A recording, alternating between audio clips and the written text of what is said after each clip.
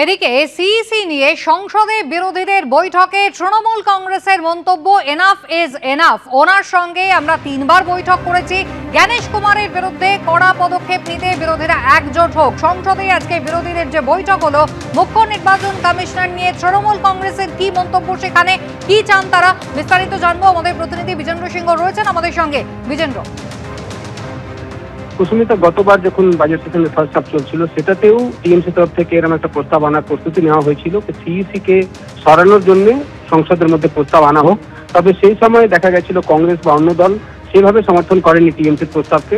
কংগ্রেস সেই সময় চাইছিল যে স্পিকার ওম বিড়লাকে সরানোর জন্য যে প্রস্তাব আনা হচ্ছে সেটাতেই টিএমসি সমর্থন করুক। সেই সময় সমর্থন টিএমসি করেনি, তারা সইও করেনি যখন এই রেজলিউশন জমা দেওয়া হয়েছিল, এবং অভিষেক বন্দ্যোপাধ্যায় তার কারণগুলো বলেছিলেন। কিন্তু আজকে যখন সেকেন্ড হাফ স্টার্ট হয়েছে, তার ফার্স্ট ডে, এবং সেক্ষেত্রে যে রেজলিউশন নিয়ে এসছে কংগ্রেস বা বাকি বিরোধীরা, সেটাকে এখন টিএমসি সমর্থন করছে স্পিকারকে সরানোর জন্য।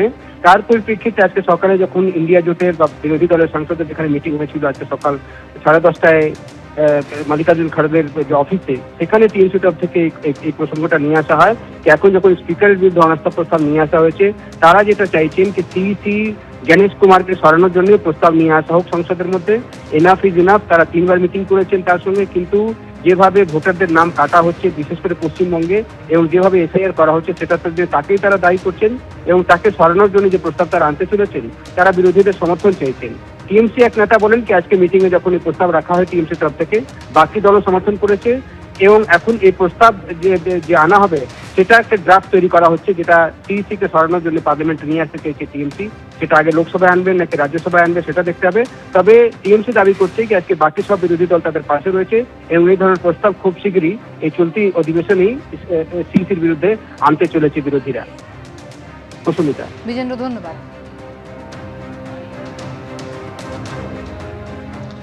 ভোট শুরু, ভোটের নির্ঘণ্ট যে কোনো দিন ঘোষণা হয়ে যাবে, তার মধ্যে জনসংযোগে বেরিয়ে আজ বিক্ষোভের মুখে পড়লেন, প্রশ্নের মুখে পড়লেন পুরুলিয়ার বিজেপি বিধায়ক। অনেক বৈধ ভোটারের নাম ডিলিটেড হয়েছে বলে অভিযোগ শুনতে হয় তাকে। প্রশ্নের মুখে সুদীপ বন্দ্যোপাধ্যায় কার্যত মানলেন যে অনেক বৈধ ভোটারের নাম বাদ গিয়েছে এসআইআর এর তালিকায়। আমাদেরকে তো এটা বলে না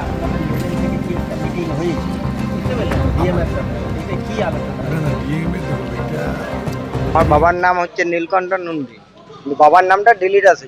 চিন্তা আছে যে বাবার নামটা ডিলিট হয়ে গেলে তো কাল দিন আমাদেরকেও বলতে পারে আপনারা কোথায় উড়ে আসে বসে যান। বিধায়ককে জানালাম যে আমাদের পার্টে 12 জন ডিলিট হয়েছে, তাদের নামটা যাতে উঠে সে একটু ব্যবস্থা নিতে। যাদের ডিলিট হয়েছে তাদের বাড়ির থেকেও নানা রকম ধরনের চাপ আসছে যে আমাদের নামটা যাতে উঠে যায়। রাজ্য সরকারের কাছে ডাটা এন্ট্রি অপারেটর চেয়েছিল, যেটা রাজ্য সরকার দেয়নি, বদমাশি করেছে। আর এই রাজ্যের মানুষ জানে যে মুখ্যমন্ত্রী কত রকমের ধূর্ততা এই সার নিয়ে করছে, নানা কাজেই করে থাকে। নির্বাচন কমিশন সেসব দেখে এআইএ ম্যাপিং করেছিল, তাতে কিছুটা গন্ডগোল হয়েছে, জেনুইন ভোটারের কিছু বাদ গেছে, তাদের জন্য অপশন দেওয়া হয়েছে, নতুনভাবে অ্যাপ্লাই করতে পারবে তারা। যদি এখানে হ্যারেস হয় ডিস্ট্রিক্ট অথরিটির কাছে, তখন চিফ অথরিটির কাছে যাবেন। আমরা একটাও জেনুইন নাম বাদ দিতে দেব না। যেখানে বিজেপির নেতারা মানুষের কাছে ভোট চাইতে বেরোবে, সেখানে তাদেরকে এই প্রশ্নের সম্মুখীন হতে হবে।